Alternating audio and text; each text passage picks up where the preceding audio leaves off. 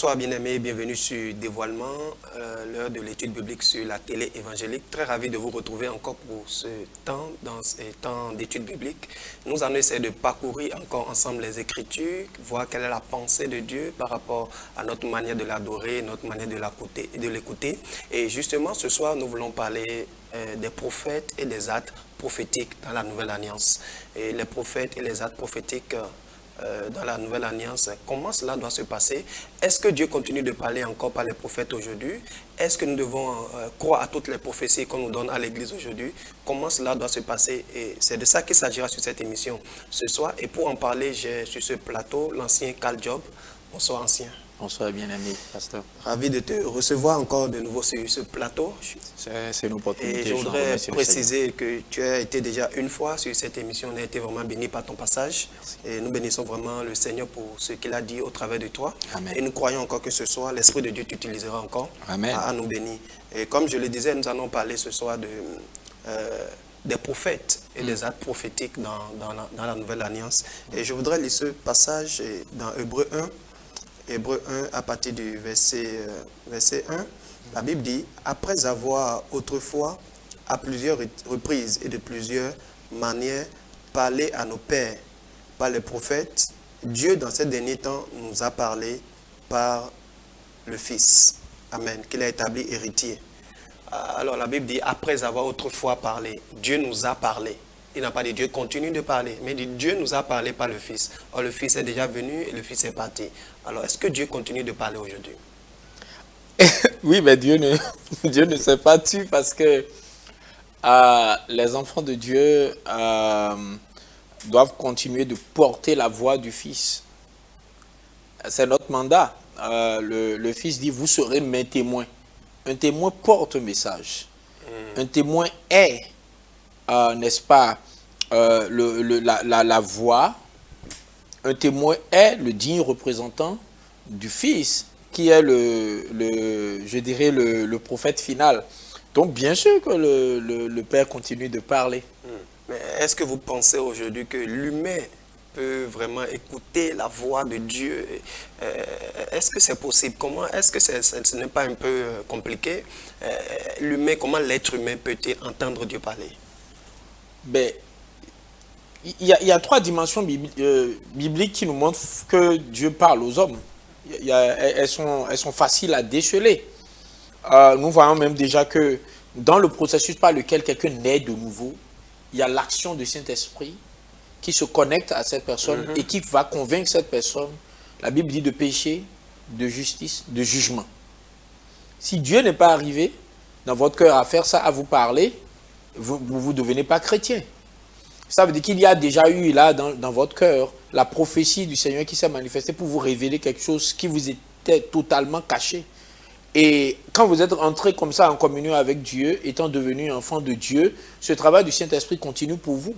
Mais mieux, il y a un don spécifique de l'Esprit qui s'appelle le don de prophétie, dont la Bible nous parle en plusieurs passages dans le Nouveau Testament, qui montre clairement que l'Esprit continuera à se révéler aux gens, à leur parler, à les guider, les diriger, les exhorter, les instruire par ce don, ce charisme qui est surnaturel. C'est parce qu'il est surnaturel que nous savons que si humainement ça semble compliqué, c'est surnaturel parce que ça vient de l'Esprit. Et pour l'Esprit, il n'y a pas de limitation.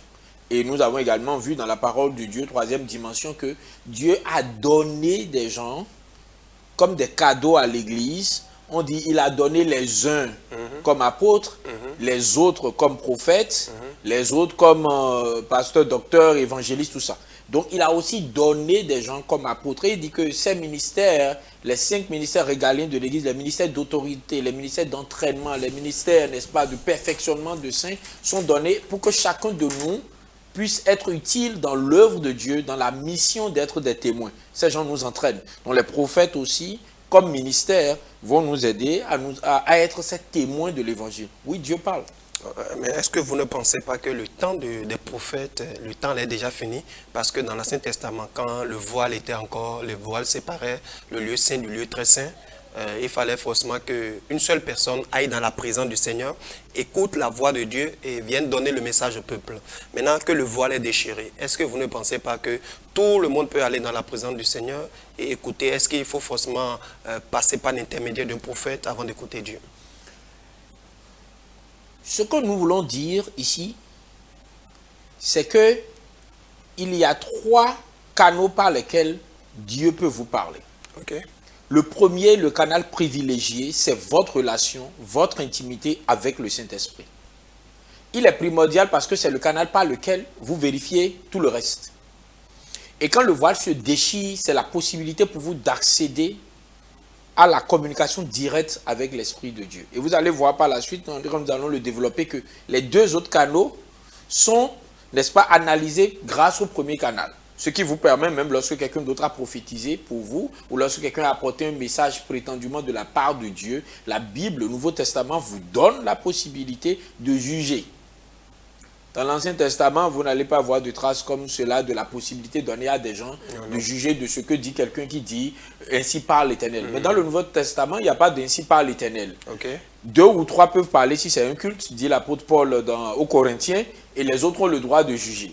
Il dit aux Thessaloniciens que vous ne devez pas mépriser les prophéties, mais au même moment, vous devez écouter correctement, examiner toutes choses et retenir ce qui est bon. Donc, le premier canal, c'est vous et votre intimité avec le Saint-Esprit. Mais il y a un deuxième canal. C'est les dons spirituels qui se manifestent dans l'assemblée locale. Dieu a donné à certains le don de prophétie, il a donné à d'autres le don de langue, il a donné à d'autres le don des ordres, etc., etc. Ça veut dire que quand nous sommes en communauté, le Seigneur peut mettre un message dans la bouche du frère Didyme, du pasteur Didyme, pour la communauté ou pour un frère spécifique. On ne peut pas empêcher Dieu de le faire aujourd'hui parce que Dieu le faisait hier. On ne peut pas dire au Saint-Esprit, arrête de nous parler et parle les autres frères. Quand nous sommes dans une famille, Dieu peut me dire quelque chose à moi, même comme il peut le souffler à quelqu'un d'autre pour me le dire, et ça va renforcer quelque chose qui me dit, ou ça va attirer mon attention sur quelque chose qui me dit, et je ne faisais pas attention.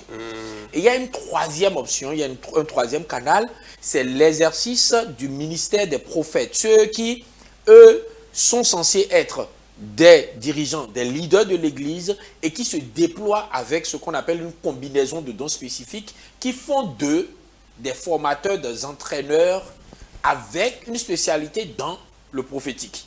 Ce sont les prophètes. Comme on a des apôtres, on a des évangélistes, on a des docteurs, on a des pasteurs, ils sont prophètes. Eux aussi, ils peuvent nous parler de la part de Dieu. Nous ne pouvons pas leur interdire d'exercer.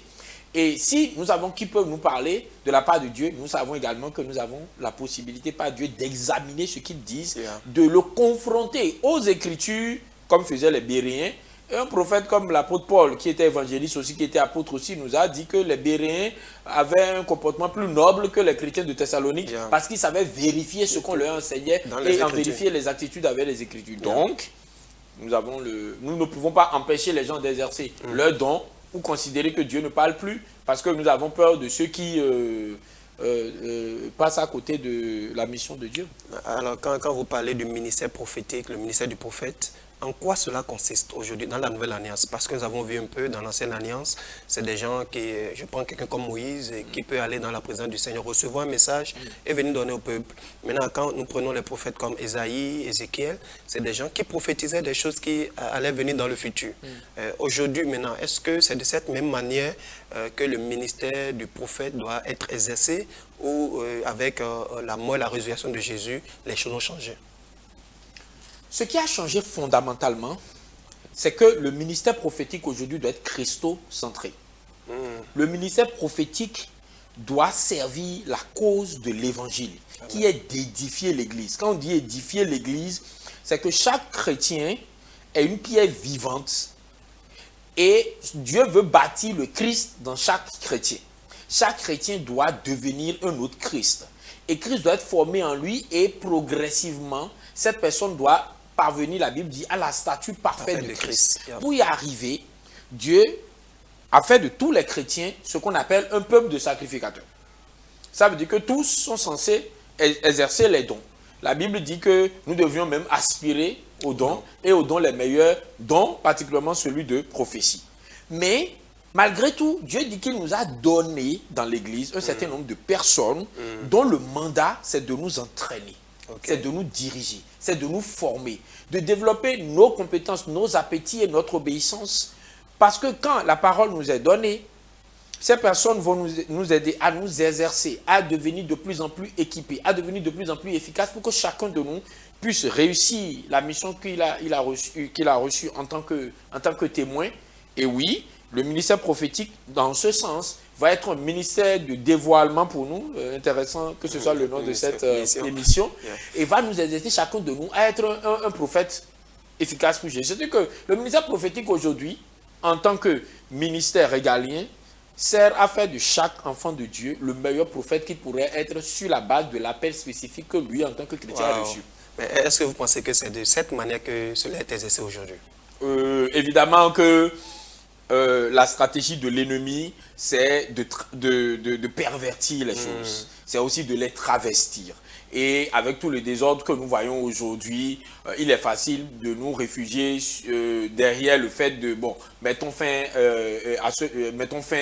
à l'idée que ce ministère existe. Mais en faisant ça, c'est très grave. C'est comme si nous autres, nous refusons d'utiliser la houe que Dieu nous donne pour cultiver le champ, parce que d'autres ont utilisé cette houe-là pour blesser des gens. Je pense que ce n'est pas comme ça qu'il faut le voir. Évidemment que ce qui se passe aujourd'hui ressemble beaucoup plus, et c'est le cas de le dire, à parfois de la divination, à de la sorcellerie. On a vu des preuves de manipulation. Des gens se sont juste contentés d'être de bons journalistes d'investigation ou bien de bons espions. Mais en réalité, ce n'est pas de la prophétie. Bon, quand vous parlez de l'espionnage, est-ce que pour vous, c'est de l'espionnage ou bien c'est réellement l'Esprit de Dieu qui le parlait? Parce que tu vois un prophète, et pendant qu'il est devant la foule, il y a quelqu'un ici, je donne un exemple, qui s'appelle Jeanne. Est-ce que Jeanne est là? Et puis quand Jeanne sort, le prophète est capable de lui citer même jusqu'à peut-être 10 générations en arrière, ton grand-papa, ton arrière-grand-papa, ainsi de suite. Et il donne des informations précises. Vous pensez que c'est de l'espionnage ou l'Esprit de Dieu peut faire ça? Ben oui, bien sûr que l'Esprit de Dieu peut faire ça. Par contre, est-ce que l'Esprit de Dieu le ferait comme cela, dans les mêmes circonstances, avec les mêmes mots, de la même manière? Point d'interrogation. Parce que quand il s'agit de l'Esprit de Dieu, il faut faire doucement, il ne faut pas se précipiter à parler. Ce que je veux dire, c'est ceci. Si l'exercice du ministère d'un prophète dans l'Église attire les gens vers Jésus, les aide à développer le caractère de Jésus, leur donne de pouvoir être remplis de paix, de joie, là, je sais que c'est Dieu qui est en train de faire ça. Mais si ce que je ressens de l'exercice de ce que cette personne fait manifeste des fruits qui sont contraires à Jésus, alors je sais que même si les informations que le soi-disant prophète a sorties sont vraies, je n'ai même pas besoin de me demander comment il a eu ces informations. Qui les a eues grâce au monde mystique, qui les a eues même grâce au Saint-Esprit lui-même. Parce que je peux recevoir les informations là du Saint-Esprit et mal les employer, et mal les utiliser. Qui les a reçues aussi de façon occulte, à cause d'alliance avec le monde des ténèbres, ou qui les a reçus parce qu'il a un bon service d'enquête, d'investigation, ça ne compte pas. La question qui compte, c'est qu'est-ce qu'il a voulu obtenir comme résultat au final. Et ça, c'est ce que nous devons analyser. La Bible nous dit que nous allons les reconnaître par leurs fruits, pas par le contenu de leur message. Le contenu d'un message peut être totalement bon, hein. Mais si le fruit que le message est en train de manifester, à cause de la manière dont on l'a amené, à cause des motivations derrière ce que l'on a fait, si ce n'est pas bon, alors on est en droit de se poser des questions. Et déjà, peut-être quand le prophète prophétise et qu'il y a peut-être des gens avec le micro, prophète, prophétise, prophétise, est-ce que ça ne sent pas le spectacle? Est-ce que ce n'est pas des signes pour montrer que ce n'est pas réellement la pensée de Dieu? Ou on est là, le prophète même dit, est-ce que je peux prophétiser? Et réellement, il prophétise. Moi, je dénonce ça. Moi, je dénonce ça parce que nous n'avons pas vu ça dans les Écritures. Nous n'avons pas vu ça dans les Écritures. Nous avons vu dans les Écritures, que ce soit dans l'Ancien Testament, le Nouveau Testament, des prophètes en griffe dramatiser l'annonce de la révélation. Vous avez vu, Agabus, il arrive, il prend une ceinture, il s'attache avec la ceinture et il prophétise que l'homme à qui appartient la ceinture, en l'occurrence Paul, quand il ira dans telle ville, il sera arrêté par les Juifs et il sera livré aux non-Juifs. Donc, il a d'une certaine manière théâtralisé, on dira qu'il a dramatisé, si on utilise un mot un peu anglais ou littéraire, il a dramatisé le message qu'il a reçu. Le message qu'il a reçu, c'est si Paul va là-bas, il sera arrêté et les Juifs vont le livrer aux païens. Mais quand il est arrivé, il a dramatisé, certainement parce que c'est comme ça que l'Esprit a voulu passer le message. Ce que moi je veux dire, c'est que la dramatisation doit servir le message. La dramatisation ne doit pas servir le prophète. Parce que ici, le prophète majeur que nous avons, c'est Jésus. Dans l'Apocalypse, si vous vous rappelez bien, le chapitre 19, vous voyez bien dans cette rencontre que l'ange a avec le prophète Jean, qu'on peut considérer comme le prophète, lui, il veut l'adorer. Et l'ange lui dit, non, moi je suis qu'un compagnon de service pour toi comme d'autres. Et tu devrais adorer Dieu. Et l'ange lui rappelle ceci. Il lui dit que le témoignage de Jésus est l'esprit de la prophétie. C'est Jésus Apocalypse 19. Apocalypse 19. Amen. On va lire ça pour bien sûr, ce serait très bien de le lire. Ouais. Apocalypse 19. Vous l'avez? Le verset 10. Verset 10, oui. La Bible dit ceci. Et je tombais à ses pieds pour l'adorer. Voilà. Mais il me dit, garde-toi de le faire. Voilà. Je suis ton compagnon de service. Voilà. Et celui de tes frères qui ont le témoignage de Jésus. Adore Dieu seul. Voilà. Car le témoignage de Jésus est l'esprit de la prophétie. Vous voyez que ça marche avec Hébreux 1.1 qu'on avait lu. Exactement. Le témoignage de Jésus est l'esprit de la prophétie. D'ailleurs, quand Jésus s'en allait, c'est ça qu'il nous a dit. Il a dit, moi, je ne vous laisse pas orphelin. Ça veut dire que Jésus n'est pas parti, en fait. Il dit, moi, je vous enverrai l'esprit. Et quand l'esprit sera revenu, qu'est-ce qu'il va faire? Il va prendre de ce que je vous ai enseigné, il va le développer, il va vous l'expliquer, il va vous montrer comment le pratiquer. C'est à ça que la prophétie doit servir. Qu'elle soit exercée sous forme de prédication, sous forme de révélation, sous forme d'exhortation, sous forme même parfois de dramaturgie. Donc ça veut dire que toute cette manière-là, toutes ces manières sont des moyens par lesquels on peut prophétiser. Absolument. Donc la prophétie, ce n'est pas seulement pour dire, toi viens ici, je vois ci, je vois ci, je vois ci. Non, pas du tout. La prophétie, c'est aujourd'hui par exemple, nous sommes en train de recevoir une exhortation de la part d'un frère et ce qu'il est en train de dire, chacun de nous, ou bien c'était spécifiquement parmi nous, sont en train de retrouver des pensées précises de Dieu pour résoudre des problèmes. Et quand on voit les mots, si on voulait faire ce jeu de... Comment on appelle ça souvent? Si on voulait faire ce jeu de qu'est-ce que les mots veulent dire en termes de prophétie, révélation, ouverture des portes, c'est à ça que ça sert. Et il ne s'agit pas forcément... Et pour moi, je pense que les gens ont dramatisé beaucoup plus dans l'intention d'attirer l'attention sur le prophète, plutôt que sur le message et sur Jésus. Et le message de Jésus, ça doit être notre intérêt. Et quand nous regardons tout ça, nous pouvons évidemment dénoncer un certain nombre de choses qui sont en train de se passer et qui n'honorent pas Dieu. Parce que moi, j'ai toujours dit quelque chose aux enfants de Dieu. Je leur dis, rappelez-vous que vous êtes les témoins de Jésus. Et quand vous dites que vous êtes les témoins de Jésus, si vous êtes moqués, ça veut dire que Jésus est moqué. Vous êtes les ambassadeurs de Jésus. Si vos cultes sont désordonnés, ça veut dire que les gens vont considérer que celui qui vous a envoyé est désordonné. Donc, le fait de manifester les dons de l'esprit ne devrait pas être une autorisation pour le désordre, pour nous permettre de venir glorifier un homme dans l'église et le mettre en situation d'égal avec le Seigneur. Donc, on comprend que par votre explication, que la prophétie, ce n'est pas que des révélations. Ça peut être une exhortation, ça peut être une prédication. Ça peut être une mise en garde. Est-ce que par là, on peut dire que tout le monde est prophète?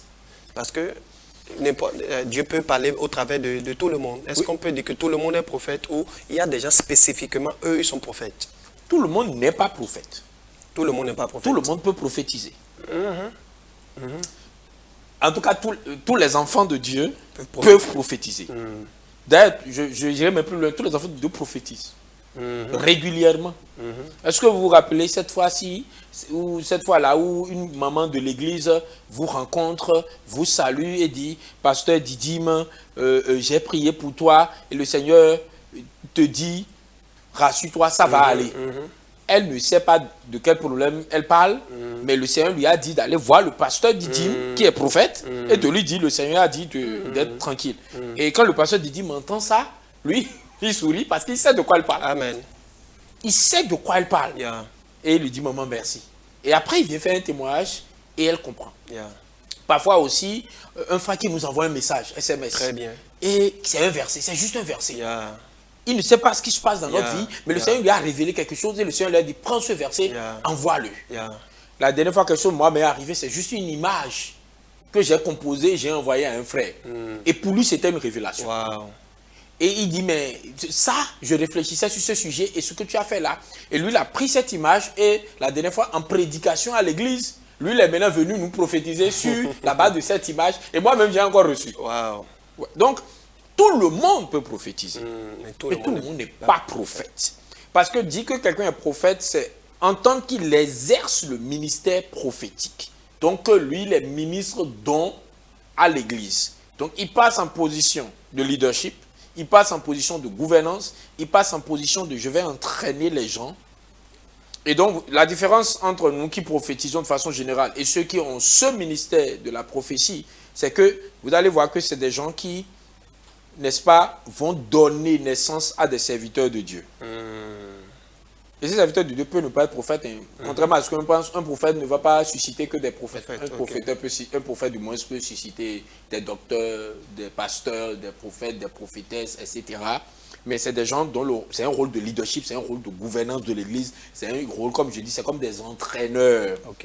Et j'ai l'habitude de dire que c'est un pool d'entraîneurs qui veut fabriquer des joueurs. Ce n'est pas un pool d'entraîneurs qui veut venir sur le terrain pour que les gens les applaudissent. C'est très différent. Et c'est ce qui se passe aujourd'hui à l'église. Vous avez un docteur qui crée son église, un pasteur qui crée son église, un prophète qui crée son église, qui réunit des gens qui disent c'est moi c'est moi qui suis Lionel Messi, applaudissez-moi. Alors que son rôle, c'est de fabriquer des Messi. Et c'est là que je voudrais vous poser la question, est-ce qu'un prophète peut être leader d'une église? Ah oui. Les 5 ministères régaliens peuvent diriger une église. Ça ne veut pas dire, quand vous regardez le système biblique, les anciens, ceux qui exercent le presbytère de l'église, ne sont jamais censés exercer tout seul le ministère de l'église. Il peut y en avoir un qui est principal. Les 5 ministères régaliens ont le droit d'exercer le ministère le leadership de l'église. Donc, si on vient dans une église, forcément, il y a plusieurs personnes qui ont le ministère prophétique, au moins une, quoi, qui ont le etc. Mais quand ils se mettent ensemble dans un conseil d'anciens ou dans un conseil de pasteurs, ça dépend des noms qu'ils se donnent, ils peuvent en choisir un qui est le leader principal. D'accord? Ce leader principal peut être un pasteur. Ce leader principal peut être, en fait, peut exercer un ministère spécifique qui est la prophétie, qui est d'être enseignant. Mais ils ont tous un truc en commun. Ils enseignent bien. Même les prophètes aussi. Ah ouais. Ils enseignent bien. Ils enseignent de façon biblique. On est d'accord? Ils enseignent bien de façon biblique. Ils aiment le peuple de Dieu. Ils ont un cœur pour les brebis du Seigneur. Ils ont un cœur pour l'édification de l'Église. Quand vous parlez dans ce sens, alors c'est quoi le rôle du docteur? Parce que dans les 5 ministères, pour moi, le pasteur est là pour conduire les brebis, il a le cœur pour les brebis, et il aime les brebis. L'évangéliste, lui, est là pour aller beaucoup plus sur le terrain, aller ramener les brebis à la maison. Le prophète, lui, est là pour orienter les gens, comme vous l'avez dit, pour édifier les gens. Alors, si vous dites que tous ils enseignent, alors c'est quoi la particularité de chaque ministère? Alors, quand vous lisez bien ce verset, on dit, il a donné les uns comme apôtres, d'autres comme prophètes. Et quand vous lisez le verset, on dit en vue de quoi? En vue de quoi? De l'édification de l'Église et du perfectionnement des saints.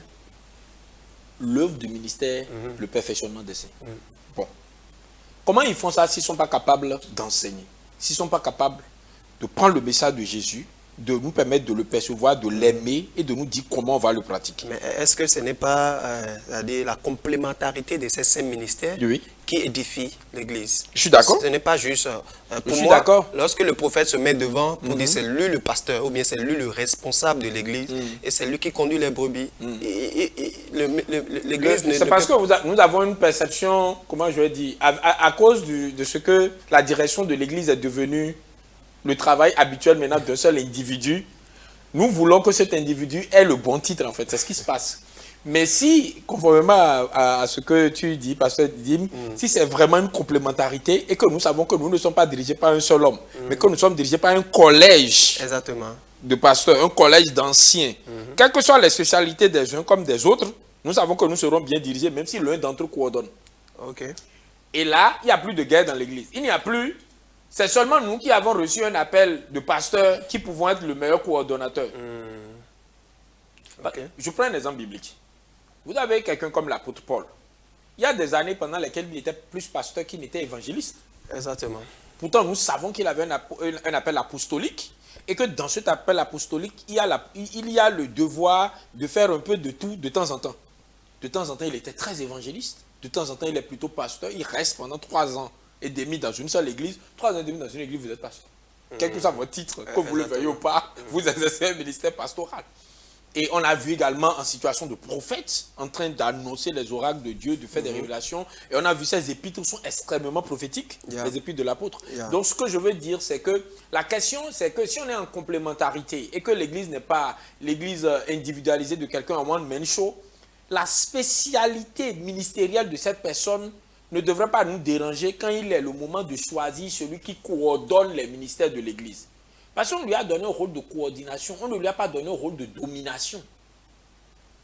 Mais puisque aujourd'hui, le modèle que nous avons à la télé partout, c'est le modèle de l'église de tel. Donc c'est lui, le chef unique, c'est lui qui décide qui fait quoi et c'est lui seul dont la parole passe. Évidemment, donc il y a la guerre qui se passe entre les prophètes et les docteurs et les pasteurs parce que les autres disent à nous, les pasteurs, les brebis sont à nous. Vous êtes les prophètes, vous devriez être en dehors. J'ai même entendu une chose très grave récemment où certains pasteurs disaient aux prophètes qu'eux ne sont pas censés être dans le système de l'église locale et que l'église locale et les brebis c'était pour les pasteurs et que les prophètes devraient plutôt être indépendants. Ce n'est pas la pensée de Dieu. Alors, nous allons aborder la seconde partie de cette émission. On parle des prophètes et des actes prophétiques.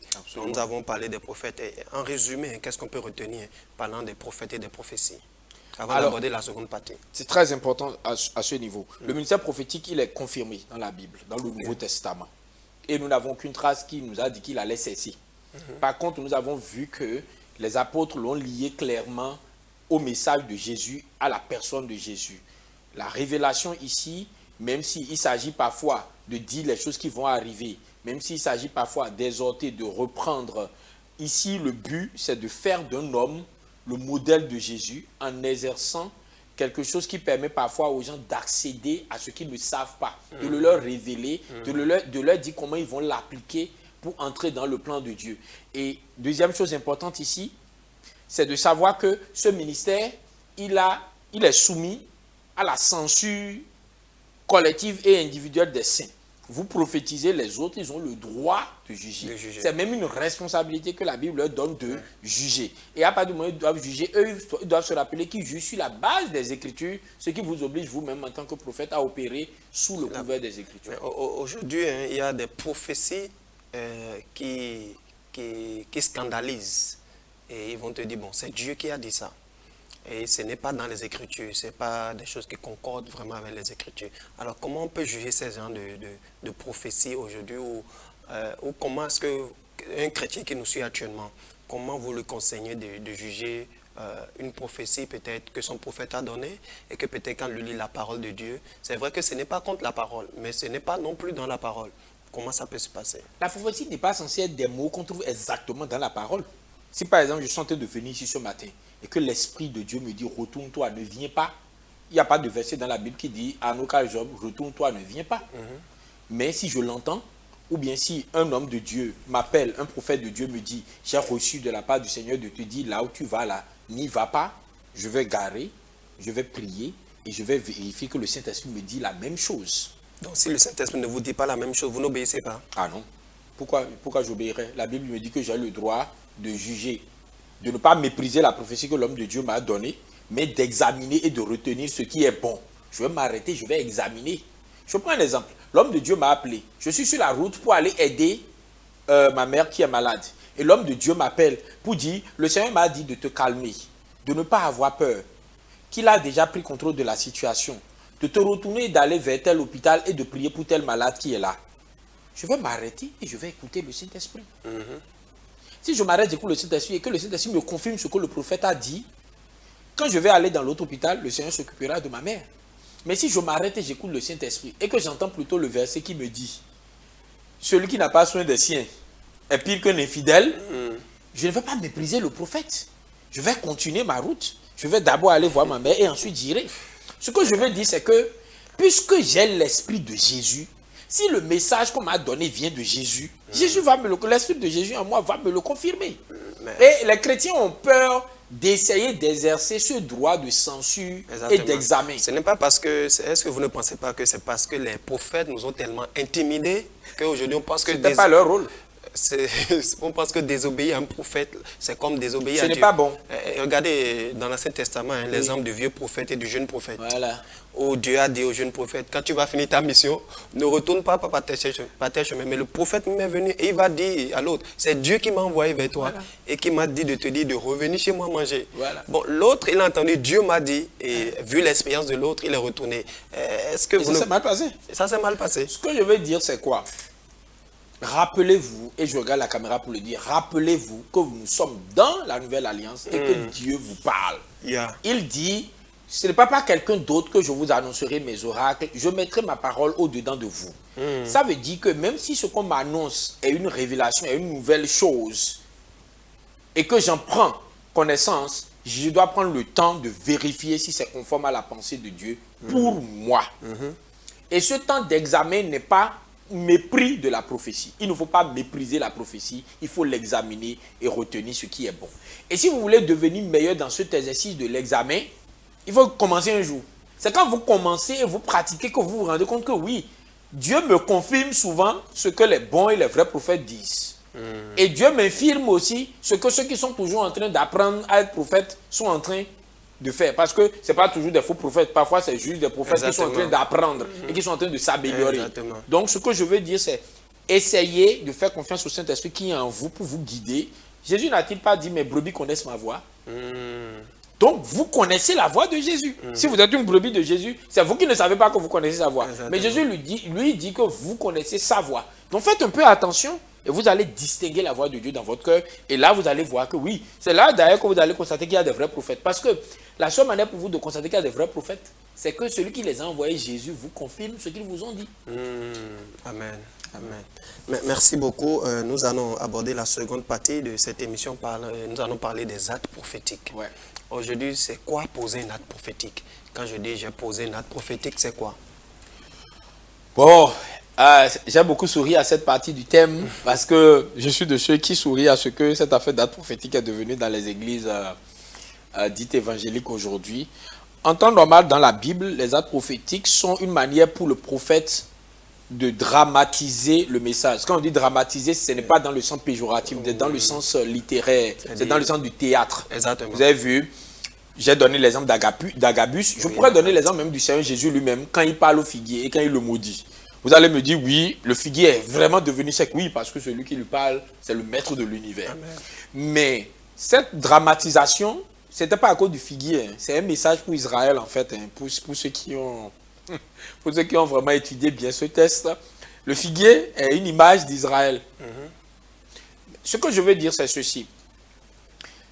Même par exemple, le saint fait de quand nous voulons prier pour quelqu'un ou quand nous voulons établir un serviteur de Dieu dans sa fonction, que les anciens, les pasteurs viennent et lui donnent une imposition des mains. Mais pourquoi on ne prend pas n'importe quel enfant pour venir faire une imposition des mains? C'est parce que l'imposition des mains est un acte physique qui veut traduire une réalité spirituelle. La réalité spirituelle étant que ceux qui sont dans le ministère disent on est avec toi et par le même esprit qui opère en nous, toi aussi tu opères dans l'onction de cet esprit pour accomplir ce pourquoi Dieu te met à part. Donc il y a un acte visible que l'on fait qui veut traduire une réalité spirituelle. C'est ça l'acte prophétique. Dans la Bible, c'est ce que nous constatons. Quand nous prenons l'Ancien Testament, nous voyons quelqu'un comme Ézéchiel, Dieu lui a dit couche-toi sur un côté, ensuite sur l'autre côté. Après nous voyons quelqu'un comme Esaïe où il devrait marcher nu dans le marché. Ou nous voyons quelqu'un comme Osée où Dieu va lui dire va prendre une femme prostituée, faire des enfants et appelle l'un des enfants là de tel nom d'Israël. Mais est-ce que vous pensez qu'aujourd'hui dans la Nouvelle Alliance, Dieu peut dire à un prophète va prendre une femme prostituée pour poser un acte prophétique? La question est-ce que Dieu peut est une question extrêmement dangereuse. Dieu peut tout. Toi et moi, on est qui pour empêcher Dieu d'agir? En fait, Dieu peut vraiment beaucoup de choses. Moi, j'ai souvent... un jour, pendant qu'on discutait, c'est totalement à part de notre thème, on discutait avec un serviteur de Dieu de la question de la paix du salut, n'est-ce pas? C'est un vieux débat chez les chrétiens. Même dans les mêmes dénominations, ne s'entend pas sur le sujet. Et je disais, ok, pour nous qui croyons que le salut ne se perd pas, bon, c'est pas grave, on peut croire ça. Mais Et si on va là-bas et puis Dieu dit qu'on n'est pas sauvé, est-ce qu'on a la possibilité de faire appel de sa décision dans un tribunal? Non, ce que je veux dire, c'est que Dieu peut tout. Et la Bible même nous dit, non, Dieu peut bel et bien demander à un enfant de Dieu aujourd'hui ou à un prophète d'accomplir des actes prophétiques parce qu'il a un message.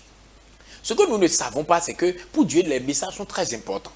Et parfois, pour atteindre le message, c'est Dieu lui-même qui te dit de théâtraliser. Dans l'Ancien Testament, il a fait ça régulièrement. Dans le Nouveau aussi, il dit fais comme ceci, fais tel geste.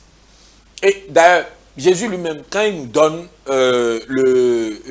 la responsabilité de baptiser, le baptême est un acte prophétique. La Sainte Seine, c'est un acte prophétique. Exactement. Même le mariage. Le mariage est un acte prophétique. Même si c'est une alliance que nous selons ici et que Dieu reconnaît. Mais ça illustre quelque chose. Ça veut dire quelque chose de spirituel. N'est-ce pas? Donc, oui, Dieu n'est pas... Moi, j'ai toujours l'habitude de dire que ce qui s'est passé dans l'Ancien Testament n'est pas achevé avec l'Ancien Testament. C'est ne pas prendre en compte son interprétation christocentrée qui fait qu'on peut passer à côté. Okay. C'est vrai. La loi est passée, mais la loi n'est pas annulée. Ou bien.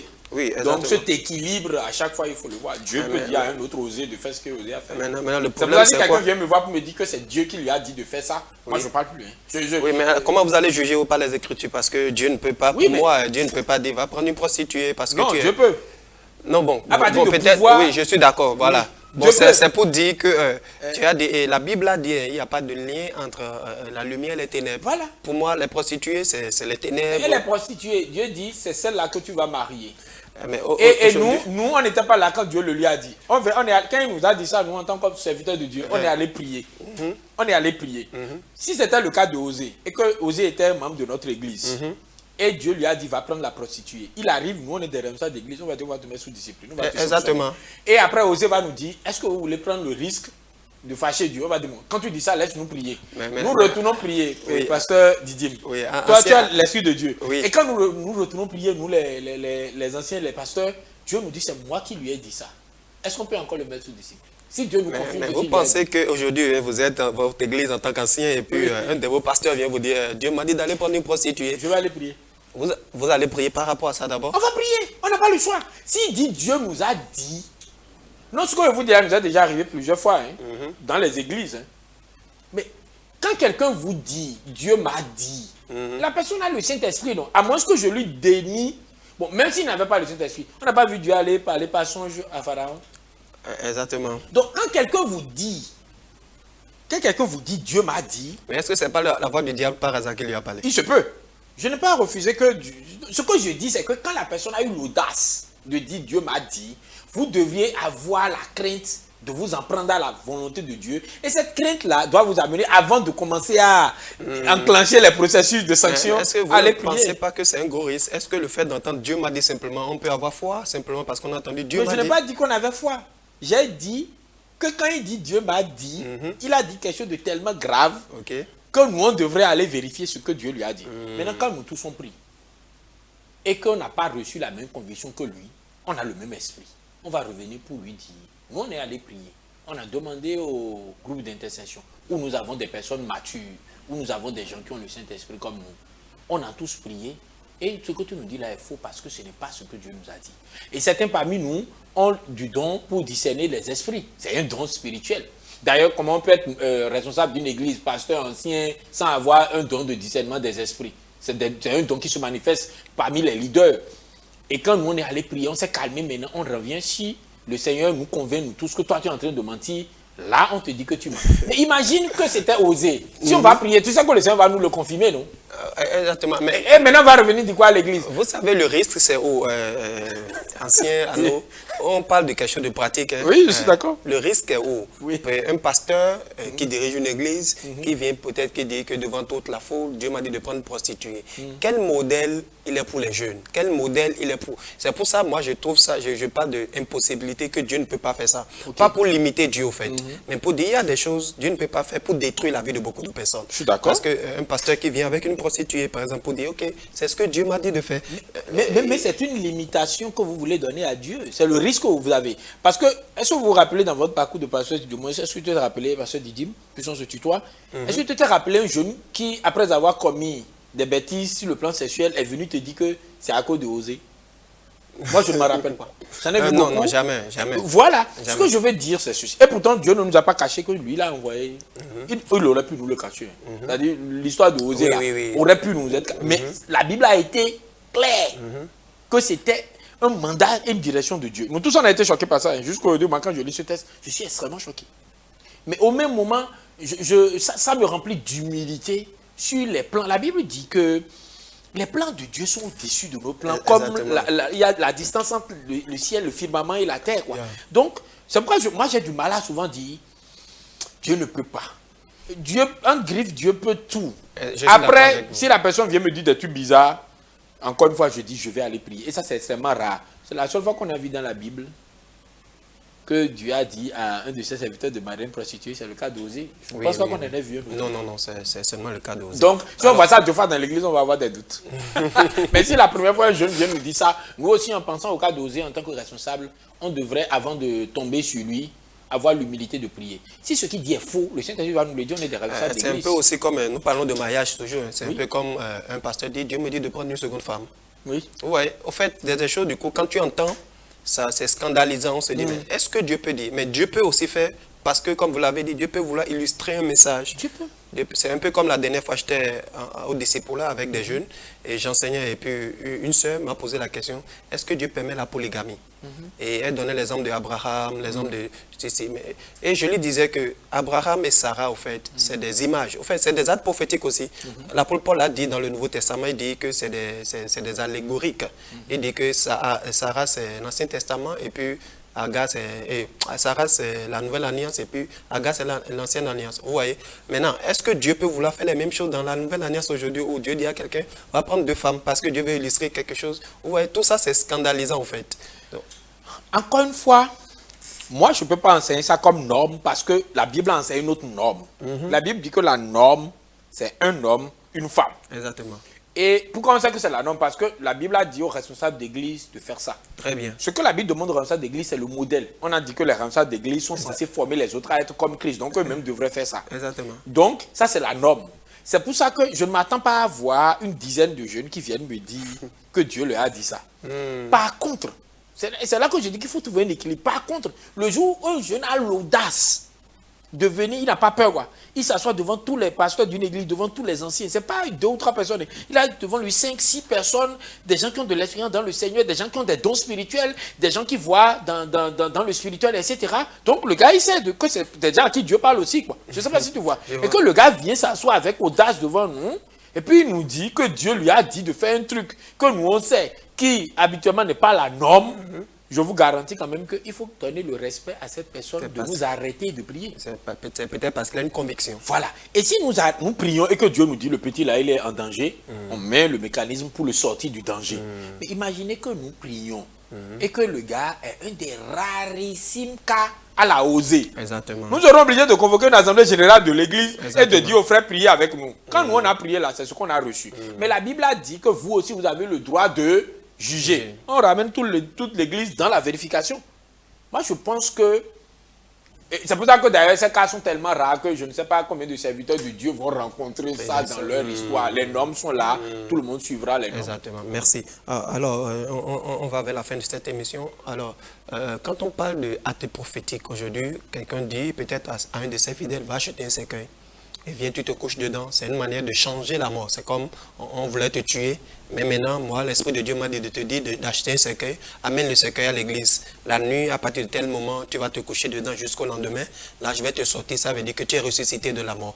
Est-ce que vous pensez qu'aujourd'hui, ces choses comme actes prophétiques sont-ils bibliques? Ou on te dit, ok, on a vu un esprit de mort sur toi. Prends une semence, viens racheter la mort sur ta vie. C'est comme tu donnes l'argent pour racheter cette mort. Est-ce que vous pensez que c'est biblique ces choses-là? Nulle part dans la Bible, on a vu un prophète demander aux autres de faire un acte prophétique. Ok.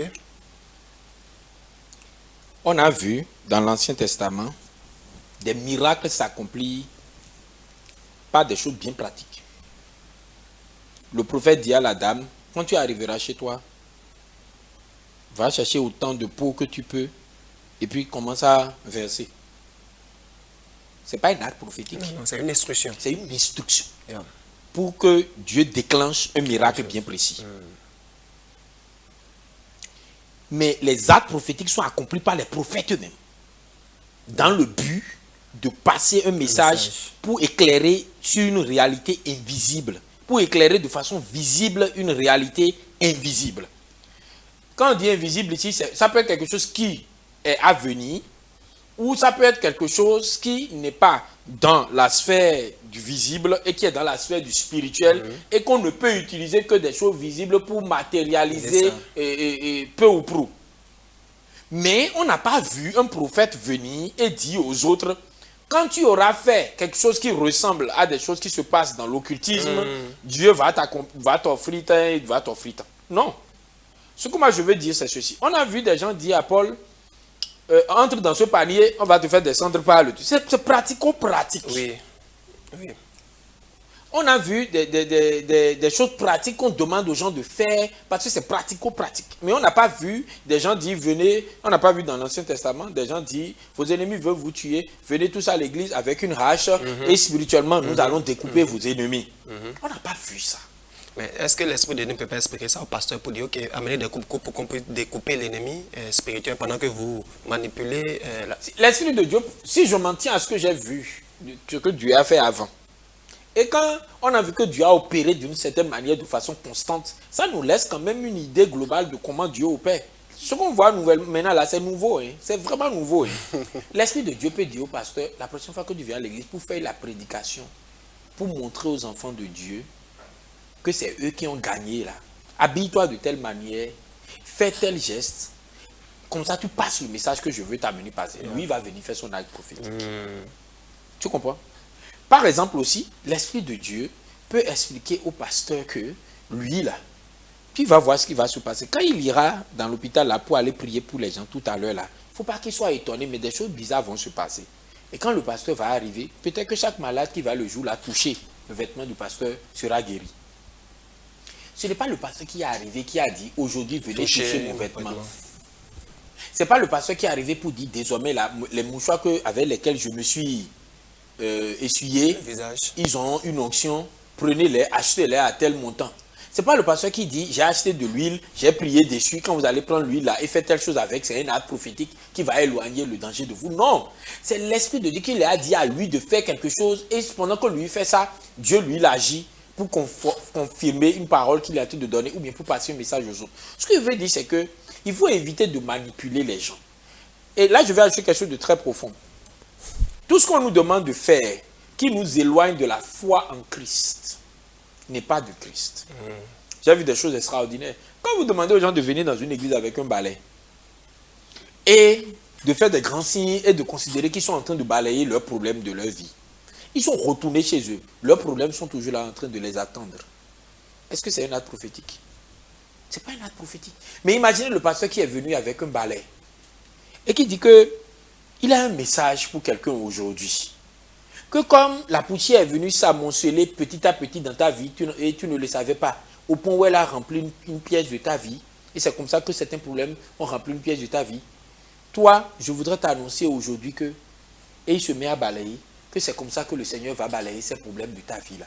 Et pendant qu'il est en train de dire ça, une maman qui le matin, en balayant, se disait dans son cœur, si seulement comme je suis en train de balayer cette poussière, l'Éternel pouvait aussi balayer les problèmes de ma vie. En voyant l'image de ce pasteur en train de dramatiser cette prophétie, dit oui c'est ça.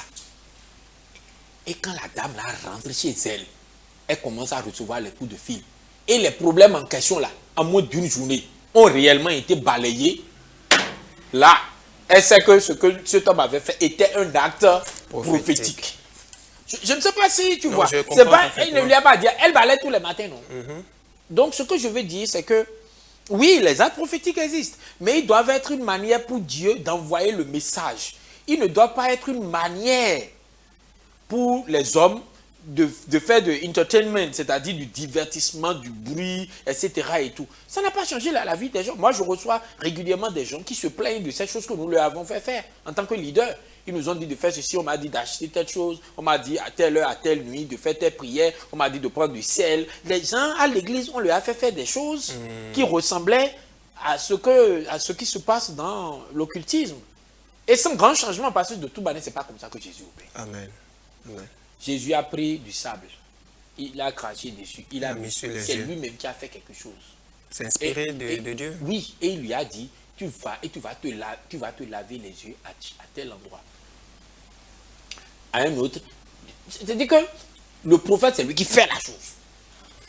Et ça aussi, c'est vrai qu'on a fini notre émission, mais ça aussi, ça peut ouvrir la porte à beaucoup de dérives. Parce que, quand vous le dites, un prophète peut dire, Dieu m'a inspiré peut-être de déshabiller, comme on l'a vu aujourd'hui, déshabiller une femme et prier pour elle. Que c'est peut-être comme ça, ou bien mettre ma main sur là où il ne doit pas mettre sa main pour prier. Ça, c'est pas possible pour une simple raison. Si c'est Dieu qui l'a inspiré ça. Non, ça, c'est pas possible pour une simple raison. Ça, c'est pas possible pour une simple raison. Moi, par exemple, l'affaire de Osée. Dieu n'a pas dit à Osée d'aller prendre la femme d'un autre. Parce que là, si c'était la femme d'un autre, il y a déjà une alliance. Et Dieu ne trahit pas les alliances. Dieu ne brise pas les alliances. Dieu a tellement de respect pour les alliances que même les alliances que tu as faites avec le diable là, il a dû payer pour les annuler. C'est montrer le niveau de respect que Dieu a pour les alliances. J'espère que les gens comprennent ça. Donc il n'a pas dit, va prendre la femme d'un autre. Il a même tellement de respect que quand cette dame-là a encore découché, il a rappelé au prophète que c'est toujours ta femme. Parce qu'il y a une alliance toujours entre les toi. Tu vas aller la chercher. Comme moi-même, je vais chercher Israël à chaque fois. Là. Elle sera l'image d'Israël en train de me trahir et tout. Parce que Dieu respecte les alliances et Dieu veut montrer combien lui, il respecte. Même si alliance, même si Israël est infidèle, Dieu est fidèle. Ce qu'on veut dire par là, c'est quoi? Dieu respecte une femme, c'est quelque chose de sacré.